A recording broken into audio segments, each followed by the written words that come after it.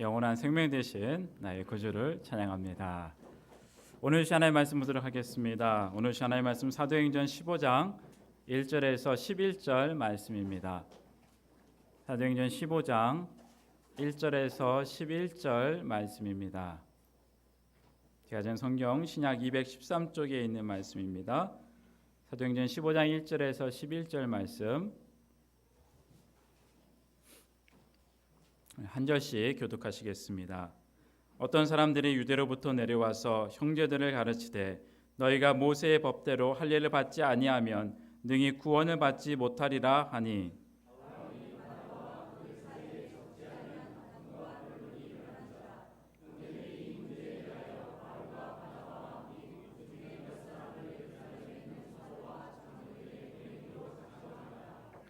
그들이 교회의 전송을 받고 베니게와 사마리아로 다니며 이방인들이 주께 돌아온 일을 말하여 형제들을 다 크게 기쁘게 하더라.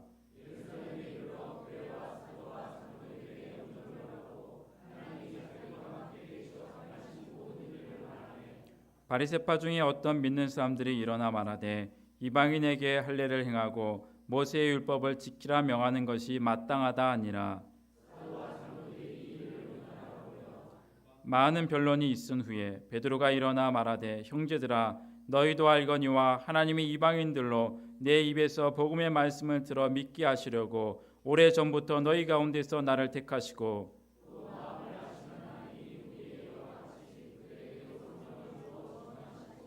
믿음으로 그들의 마음을 깨끗이 하사 그들이나 우리나 차별하지 아니하셨느니라.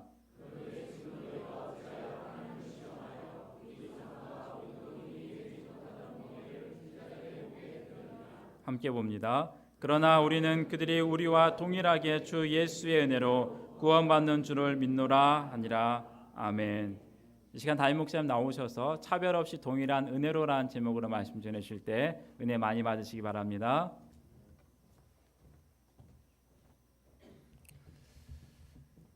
지나온 교회사를 살펴보면 어느 시대에나 교회를 공격하는 것은 크게 세 가지의 유형이 있을 수 있습니다. 박해, 이단, 분열, 이 세 가지가 교회 역사상 계속되는 교회의 시험거리들이죠. 당시 사회의 상태나 정치 형태가 기독교를 박해하는 분위기일 수도 있고요.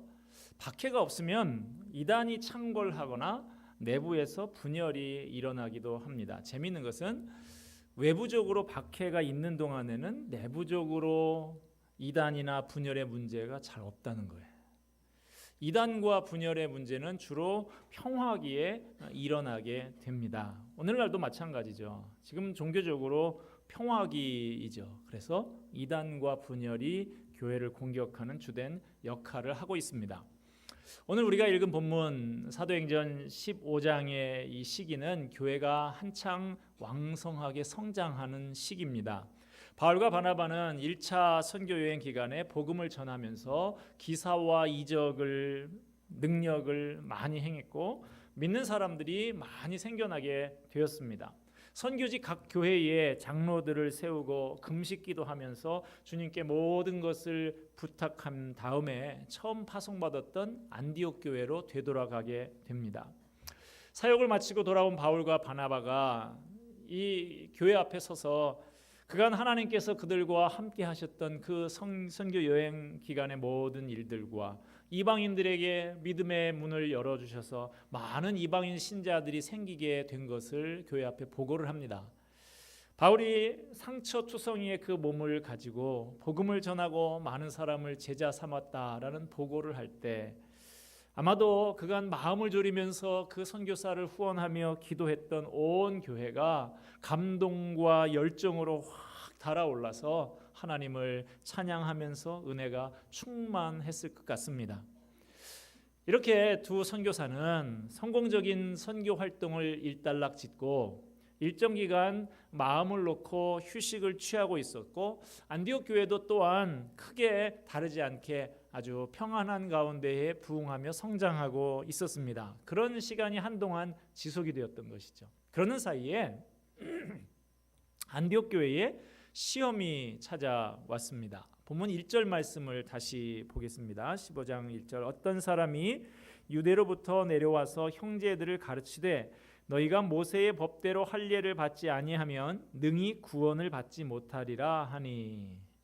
여기 어떤 사람들이라고 나오는데요. 이 어떤 사람들은 정말 어떤 사람들이었을까요? 당시에 교회는 급격히 부흥을 했습니다마는 목회자는 턱없이 부족한 시절이라서 요즘처럼 목사님들이 한 교회에서 붙박이로 10년, 20년 그렇게 목회를 하는 것이 아니고 성경을 가르치면서 여기저기 순회하는 순회 성경 교사들이 많던 시절입니다. 여기 안디옥 교회에도 예루살렘으로부터 순회 성경 교사들이 들어왔습니다. 이 성경 교사들이 바로 오늘 본문에서 말하는 어떤 사람들이라고 하는 것이죠. 자, 이 어떤 사람들, 순회 성경 교사들이 안디옥 교회에 와서 보고 깜짝 놀랍니다. 놀란 이유는 이방인들이 대거 예수를 믿고 교회 안에 지금 들어와 있다는 사실이었어요. 처음에 예수를 믿은 사람들은 거의 다 유대인들이었습니다. 그래서 이 사람들에게 있어서는 유대인들이 가지고 있던 그 전통들을 그대로 지키면서 예수를 믿는 것이 너무나 자연스러운 일이었어요. 난지 8일이 되면 할례를 받았고 유대인들이면 누구나 지키는 율법에 기록된 규정들, 안식일, 절기, 음식규례 이런 것들을 지키면서 사는 것이 너무나 당연한 것이었습니다. 지금도 유대인들은 비행기를 탈 때도 아무 음식이나 안 먹으니까 미리 신청을 하죠. 코셔밀이라고 하는 그 신청을 하면 유대인들 먹는 랍비 도장받은 우유 이런 거 다 미리 준비를 해준다라고 하는 것이죠. 우리가 생각할 때는 너무 불편하다 그렇게 생각할 수 있지만 그 사람들은 평생을 그렇게 살아왔기 때문에 별로 불편하지 않게 그렇게 살아가는 것입니다. 성령을 받고 예수를 믿지만 이미 할례를 다 받은 상태에서 성령을 받고 예수를 믿게 됐어요. 그러니까 그들에게 있어서는 할례를 받지 않았는데도 성령을 받는다. 이거 전혀 생각해 보지도 않은 일이었던 것입니다. 그러나 바울과 바나바가 이방인들에게 복음을 전하면서 이전에는 생각도 못 해봤던 현상들이 일어나게 됐습니다. 바울과 바나바는 이방인으로서 예수님을 영접한 사람들에게 할례를 받을 것을 권하지 않았습니다. 그리고 모세의 율법, 그 유대인들이 지키고 있는 규례들을 지키도록 요구하지도 않았어요. 오직 예수님이 하나님의 아들이시고 우리의 죄를 대신해서 십자가를 지고 죽으셨다라고 하는 사실만을 전했는데 이방인들이 그것을 믿고 성령을 받고 그리스도인이 되었습니다. 그렇게 예수를 믿고 신앙생활을 하고 있는 이방인 신자들의 모습은 예루살렘에서 온 유대인 신자들의 입장에서 보면 완전히 이질적인 생경한 그런 모습이었던 것입니다. 그들이 가지고 있었던 기준으로는 사도 바울이 복음을 전하고 개종을 시킨 이 사람들, 이방인 신자들을 도저히 하나님의 백성으로 인정하고 받아들일 수가 없었던 것이죠.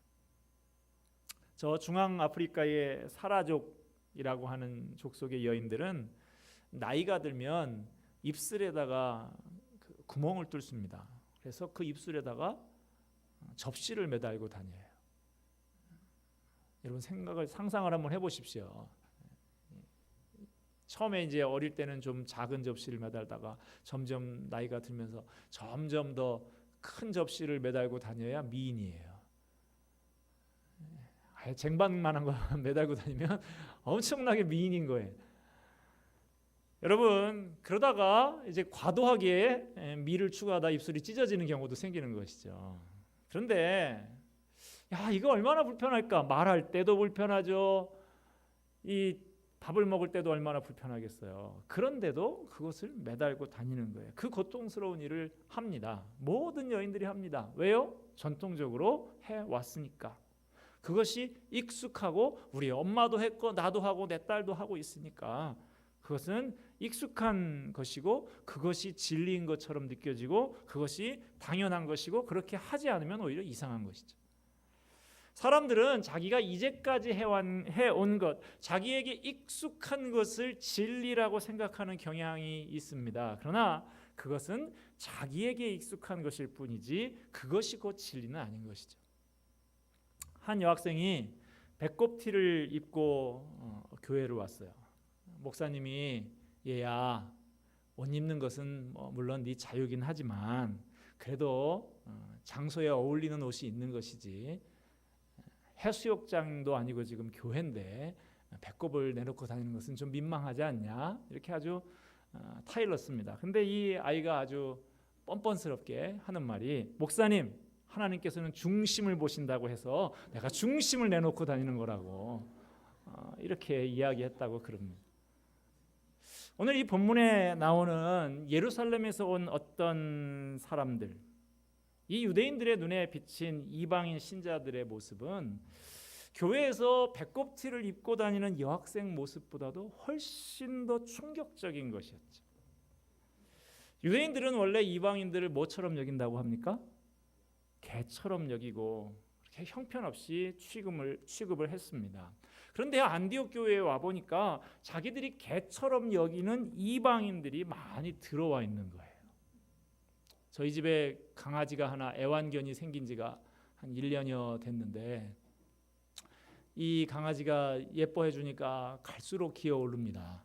그래서 요즘에는 자다가 보면 제 옆에서 이렇게 머리맡에서 막 자고 있고, 아침에 딱 깰 시간에 제가 안 일어나면 얼른 일어와서 제 입에다가 막 뽀뽀를 합니다. 근데 저는 아무리 강아지가 사랑스러워도 별로 그렇게 즐겁지는 않아요. 저는 좋다고 그렇게 하고 있는데, 우리가 애완견도 그 예쁘다 그러고 뭐 애기라 그러고 뭐 엄마 아빠 막 이러는 그 애완견도 그러할진데, 이 당시에는 그런 강아지가 없었죠. 그죠? 밖에서 개죽 쏘서 먹이고 하는 그런 지저분한 것이 개인데, 이 유대인들이 꿈에도 개처럼 여기는 이 이방인들이 하나님의 자녀들이 돼서 우리랑 같은 레벨로 들어오는 거 상상할 수가 없는 일이었던 것이죠. 그런데 그것이 지금 현실이 되어서 자기 눈앞에 펼쳐지고 있는 것입니다. 그들은 충격을 받았습니다. 예수를 믿기는 믿되 할례도 받지 않고 모세의 율법도 지키지 않고 있는 이 이방인 개종자들을 하나님의 백성으로 도저히 받아들일 수가 없었던 것입니다. 그래서 이 어떤 사람이라고 하는 이 유대인들이 이방인 신자들을 향해서 유대교식으로 가르치기를 시작을 합니다. 원래 유대인들이라는 것은 꼭 혈통이 아니어도 그 유대인들이 행하는 할례도 행하고 다 율법을 지키고 하면 그 신앙 공동체로 그렇게 다 받아들여 주는 것이기 때문에 좋다, 그러면 너희들이 유대인처럼 해라, 그러면 받아주겠다라고 하는 것이죠. 여러분들이 구원을 받기 위해서는 예수 믿는 것만 가지고는 부족하고 우리처럼 할례도 받고 유대인의 율법 규례도 지켜야만 구원도 받을 수 있고 제대로 된 하나님의 백성이 되는 것이다 라고 가르쳤던 거예요.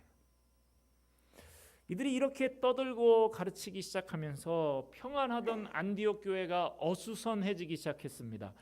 이제까지 바울과 바나바 선생님이 가르쳤던 것하고 다르다는 거예요. 뭐가 맞는 거냐? 도대체 어떻게 해야 되는 거냐? 이 이야기를 전해 들은 바울과 바나바는 예루살렘에 온 어떤 사람들의 그 행태에 대해서 화가 났습니다. 그래서 그들과 다투며 논쟁을 하게 되었습니다. 사도 바울이 쓴 갈라디아서 성경을 읽어보면 이 문제가 매우 심각했던 것을 알 수가 있습니다. 사도 바울은 이 사람들이 와서 다른 복음을 전하고 있다라고 공격을 했습니다. 그러면서 자신이 전했던 것과 다른 복음이라는 건 있을 수가 없고 이것은 교회를 교란해서 그리스도의 복음을 변질시키는 것이라고 말합니다. 하늘로부터 온 천사라고 할지라도 우리가 너희에게 전한 복음과 다른 복음을 전하면 저주를 받을 것이라고 강력하게 비판을 합니다. 갈라디아서 2장에 보면 베드로가 안디옥 교회를 방문한 장면이 나옵니다. 온 교회가 대사도 베드로가 먼 길을 찾아서 그 교회에 왔으니 환영하고 감사하고 하면서 식사 대접을 잘하는 거예요. 그 식사 자리에는 당연히 안디옥 교회의 여러 사람들, 이방인 신자들까지 포함한 사람들이 다 앉아서 그렇게 베드로와 함께 식사를 한 것이죠. 베드로도 그 이방인 신자들과 어울려서 자연스럽게 음식을 나누면서 그렇게 교제를 했습니다. 그런데 예루살렘에서 내려온 그 어떤 사람들이라고 하는 사람들이 그 이방인들과 섞여서 밥 먹고 있는 유대인으로서는 상상할 수 없는 그것을 보면서 베드로를 심하게 비난을 합니다.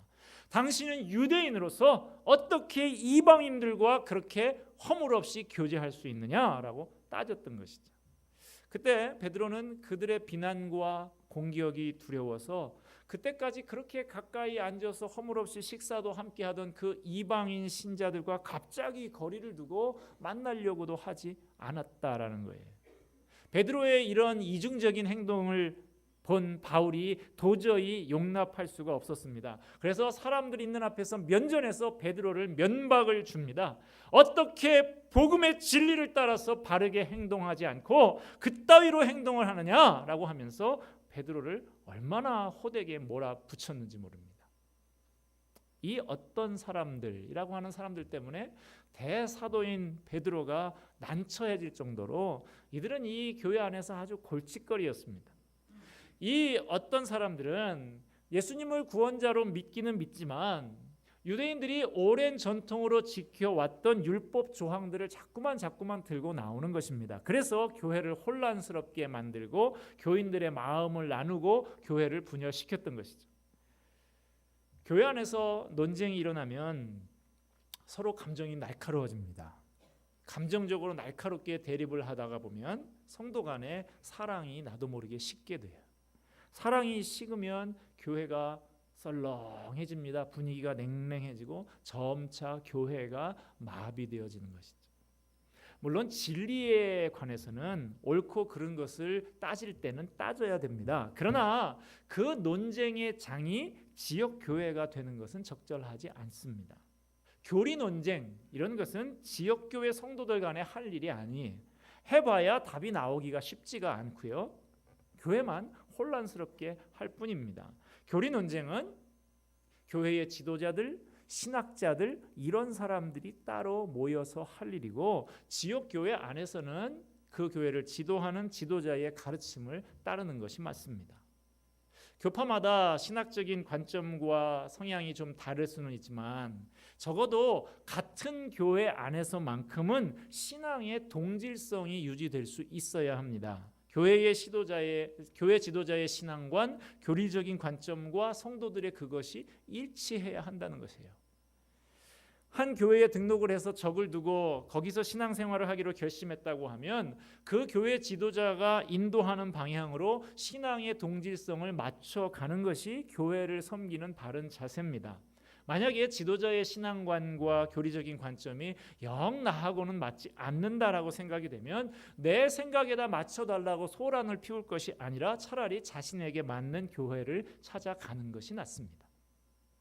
혹시 우리 교회 안에 잘 들으세요.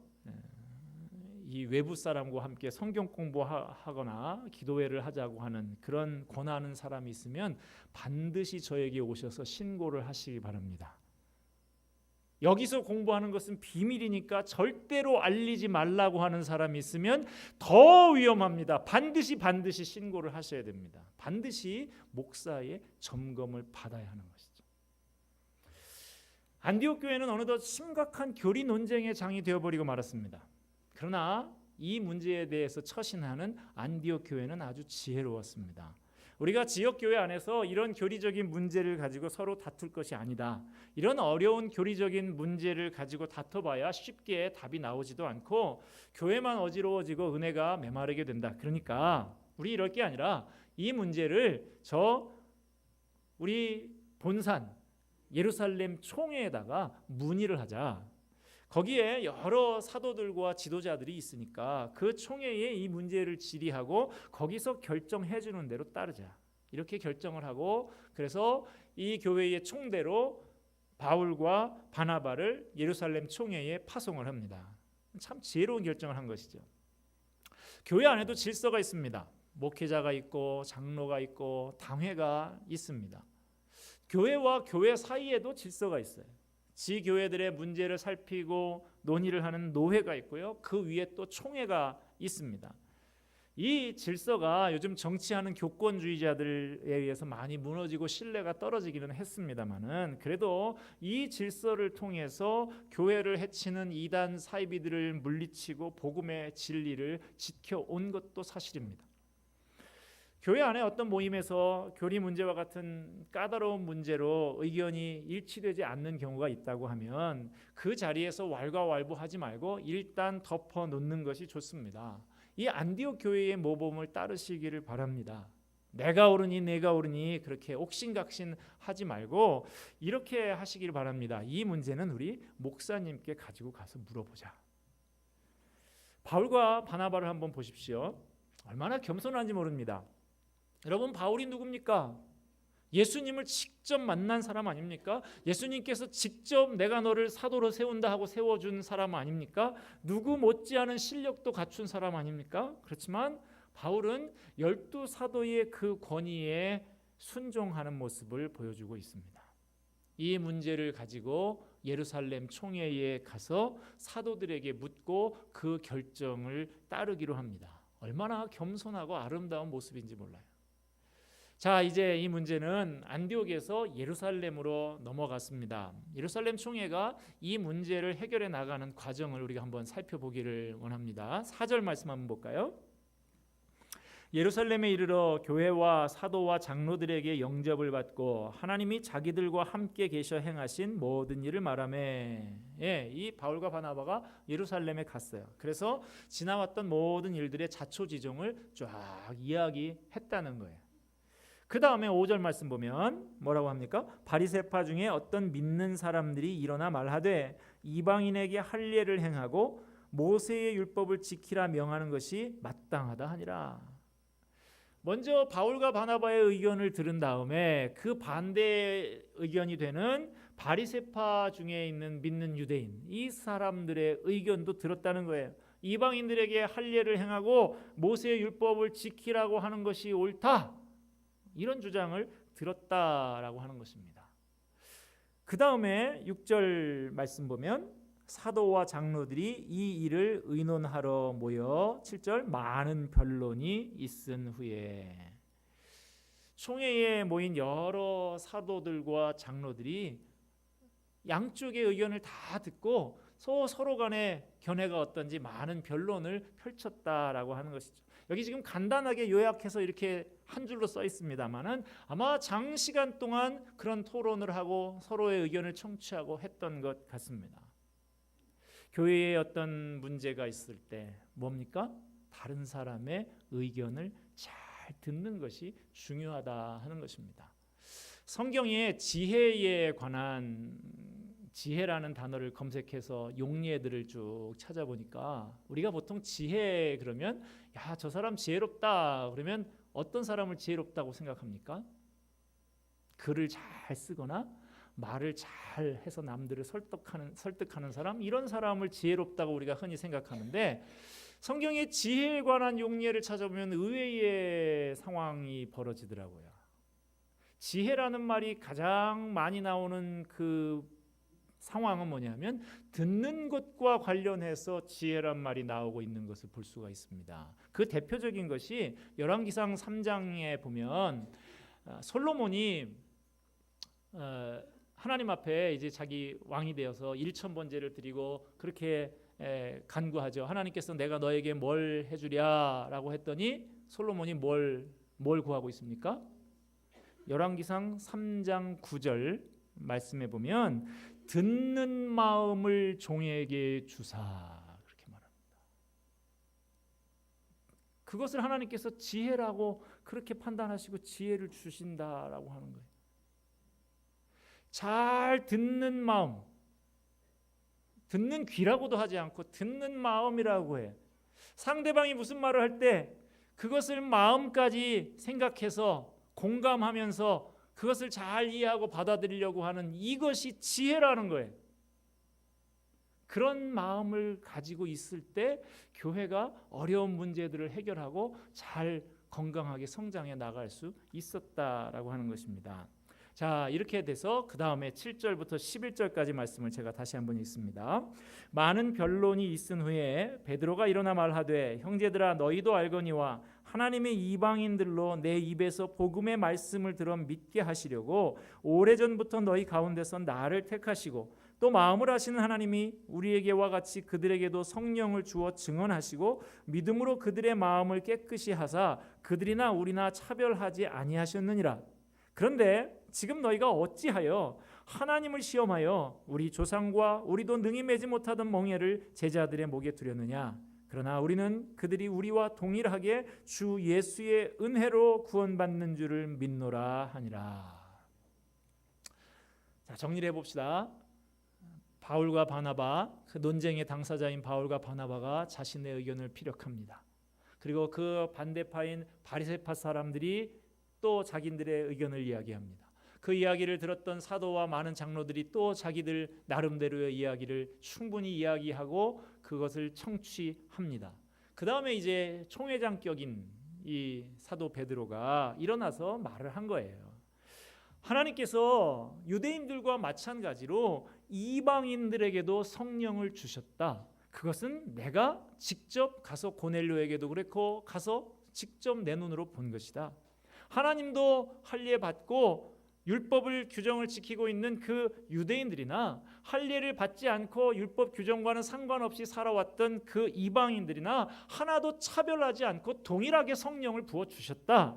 그런데 그것이 분명한데 우리가 감히 그런 하나님의 뜻에 도전을 해서 우리도 제대로 매지 못했던 그 멍에, 우리도 제대로 지키지 못했던 무거운 짐과 같은 그 규정들을 이방인 제자들에게 짊어지라고 하는 것이 말이 되는 일이냐라고 하는 것입니다. 11절 말씀 읽었지만 다시 한번 봅니다. 중요한 말씀이에요. 그러나 우리는 그들이 우리와 동일하게 주 예수의 은혜로 구원받는 줄을 믿노라. 무슨 말입니까? 유대인들이나 이방인들이나 같은 방법으로 구원받는다는 거예요. 뭡니까? 주 예수의 은혜로. 유대인도 주 예수의 은혜로, 이방인도 주 예수의 은혜로 구원받는다. 이 말씀입니다. 구원받는 데에 그 외에 어떤 조건도 필요 없다는 거예요. 그렇습니다. 복음은 믿음 외에 하나님의 전적인 은혜 외에 어떠한 조건도 요구하지 않습니다. 구원받기 위한 인간의 어떤 조건이라고 하는 멍에는 이미 다 꺾어졌습니다. 우리 주님께서 십자가 상에서 모든 율법의 조건들을 다 이루셨기 때문입니다. 하나님도 유대인과 이방인을 차별하지 않으셨고 유대인이나 이방인이나 동일하게 주 예수의 은혜로 믿음으로 구원받는다. 안디옥 교회에서 시작된 그 교리 논쟁을 통해서 이 중요한 복음의 진리가 확립되는 순간입니다. 너무나 멋진 장면이 하나님의 차별이 없으신 놀라운 은혜, 주 예수님의 십자가의 보혈의 공로로 우리는 값없이 구원을 받았고 하나님과 화평하게 되고 우리 사람 간에도 서로 화목하게 되었습니다. 유대인이나 이방인이나 할 것 없이 이제는 다 하나님의 자녀, 하나님의 백성으로 하나가 된 것입니다. 우리는 하나님의 은혜와 사랑을 동일하게 받은 자들로서 서로 화목하면서 하나님이 하나 되게 하신 것을 힘써 지켜야 합니다. 사람마다 견해 차이가 있을 수 있어요. 그러나 중요한 것은 본질적인 것이 있고 비본질적인 것이 있다는 것입니다. 하나님의 은혜, 믿음으로 구원받는다. 우리는 다 동일한 은혜를 받은 하나 된 사람들이다. 이것이 본질이라는 거예요. 그리고 율법을 지키느냐, 날짜를 지키느냐, 음식을 이것을 먹어야 되느냐, 되지 않느냐, 내가 더 옳으냐, 네가 옳으냐, 이런 것들은 비본질적인 것이다 이것입니다. 이거다 저거다 하면서 자꾸만 싸워서 사탄의 전략, 교회를 분열시키고 교회를 주저앉히려고 하는 그 전략에 휘말리지 말고 복음의 핵심을 붙잡고 승리해야 하는 것입니다. 성령이 하나 되게 하신 것을 힘써 지키시기를 바랍니다. 비본질적인 것은 좀 중요하지 않은 것을 여길 수 있어야 됩니다. 벗어야 됩니다. 복음 앞에서 우리가 너무나 익숙한, 모르겠어요. 다른 사람들이 볼 때는 저 사람은 지금 입술에다가 접시 매달고 있는데, 이렇게 보이는 것이 우리한테 나도 모르게 익숙한 것으로 있을 수 있습니다. 우리가 지금 배꼽티 입고 있는 것일 수도 있어요. 다른 사람들 볼 때는 이상하다 이렇게 생각하는 것일 수 있다는 것입니다. 그러한 전통, 내가 가진 관습, 내게 익숙한 것들을 좀 내려놓고 벗을 수 있어야 합니다. 관습의 옷을 벗어야 됩니다. 오직 예수 그리스도의 복음만을 덧입어야 한다는 것입니다. 여러분, 하나님을 바라보시기 바랍니다. 본질이 십자가입니다. 십자가를 바라보시기 바랍니다. 복음의 본질을 붙들고 비본질적인 것들은 과감하게 내려놓고 양보하고 타협할 수 있어야 한다 하는 것입니다. 복음의 진리와 함께 교회에서, 직장에서, 또 가정에서 가는 곳마다 승리하면서 하나님의 그 하나 되게 하신 뜻을 이루며 하나됨을 이루어가는 저와 여러분이 다 되시기를 주님의 이름으로 축원드립니다. 기도하겠습니다.